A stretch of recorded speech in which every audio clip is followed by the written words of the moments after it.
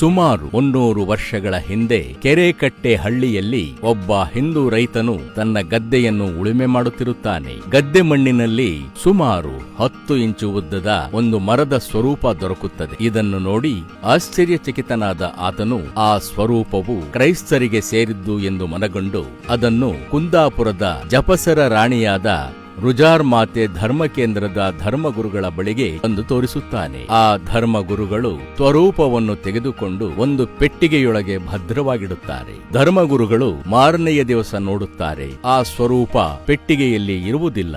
ಅವರಿಗೆ ಆಶ್ಚರ್ಯ. ಆ ಸ್ವರೂಪವು ಪವಾಡ ಸದೃಶ್ಯವಾಗಿ ಆ ರೈತನ ಮನೆಯಲ್ಲೇ ಹಿಂತಿರುಗಿ ಬಂದದ್ದು ತಿಳಿದು ಬರುತ್ತದೆ.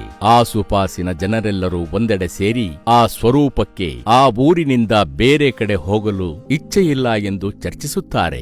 ಆ ಸ್ವರೂಪವನ್ನು ರಸ್ತೆ ಬದಿಯಲ್ಲಿ ಒಂದು ಕಲ್ಲು ಚಪ್ಪಡಿಯ ಮಂಟಪ ಮಾಡಿ ಭಕ್ತಿಯಿಂದ ಅದನ್ನು ಅಲ್ಲಿ ಸ್ಥಾಪಿಸುತ್ತಾರೆ. ಸ್ಥಳೀಯ ಜನರು ಆ ಸ್ವರೂಪದ ಮುಂದೆ ಬಂದು ಭಕ್ತಿಯಿಂದ ಪೂಜಿಸತೊಡಗುತ್ತಾರೆ.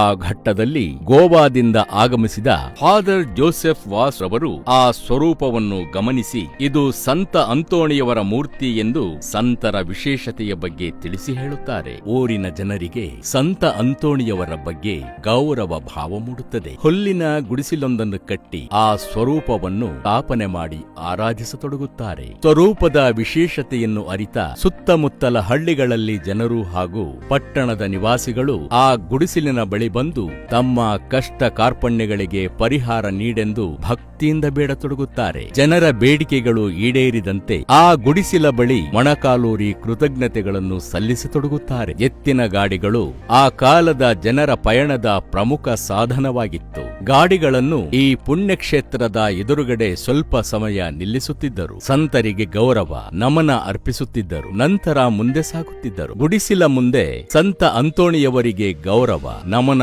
ಅರ್ಪಿಸುವುದು ಸದ್ಭಕ್ತಿಯ ವಿಶೇಷವಾಗಿತ್ತು. ಅಲ್ಲಿನ ಕೆಲ ಜನರು ಕೆಲವೊಮ್ಮೆ ಗಾಡಿಯನ್ನು ನಿಲ್ಲಿಸಿ ಪ್ರಾರ್ಥನೆ ಸಲ್ಲಿಸದೆ ಮುಂದೆ ಹೋಗಿದ್ದವರಿಗೆ ಏನೋ ಅಸಮಾಧಾನವೆನಿಸಿ ವಾಪಸ್ಸು ಗಾಡಿಯನ್ನು ತಿರುಗಿಸಿ ಬರುತ್ತಿದ್ದರು. ಸಂತ ಅಂತೋಣಿಯವರ ಗುಡಿಸಿಲ ಬಳಿ ತಪ್ಪಾಯಿತೆಂದು ಕ್ಷಮೆ ಕೇಳಿ ಪ್ರಾರ್ಥನೆ ಮಾಡುತ್ತಿದ್ದರು. ಸಂತ ಅಂತೋಣಿಯವರ ಸ್ವರೂಪಕ್ಕೆ ಗೌರವ ಸಲ್ಲಿಸಲು ಬಂದಿರುವ ಭಕ್ತಾದಿಗಳಿಗೆ ಮೇಣದ ಬತ್ತಿಗಳನ್ನು ಮಾರುವ ಸುಬ್ಬಕ್ಕ ಎನ್ನುವ ಮಹಿಳೆ ಪ್ರವಾಸಿಗರಿಗೆ ಹಾಲನ್ನು ಮಾರಿ ಬಂದ ಹಣದಲ್ಲಿ ಜೀವನವನ್ನು ಸಾಗಿಸುತ್ತಿದ್ದಳು. ಸಂತ ಅಂತೋಣಿಯವರ ಬಗ್ಗೆ ಅಪಾರ ಭಕ್ತಿಯಿದ್ದ ಸುಬ್ಬಕ್ಕ ರಾತ್ರಿ ವೇಳೆ ಸ್ವರೂಪದ ಹತ್ತಿರ ದೀಪ ಉರಿಸಲು ಎಣ್ಣೆಗೋಸ್ಕರ ಪ್ರಯಾಣಿಕರ ಬಳಿ ಸಹಾಯ ಬೇಡುತ್ತಿದ್ದಳು. ಸುಬ್ಬಕ್ಕನಿಗೆ ಸಂತ ಅಂತೋಣಿಯವರಿಂದ ಸ್ಥಳೀಯ ಜನರಿಗೆ ಆಗುತ್ತಿರುವ ಪವಾಡಗಳ ಬಗ್ಗೆ ತಿಳಿಯುತ್ತಿತ್ತು.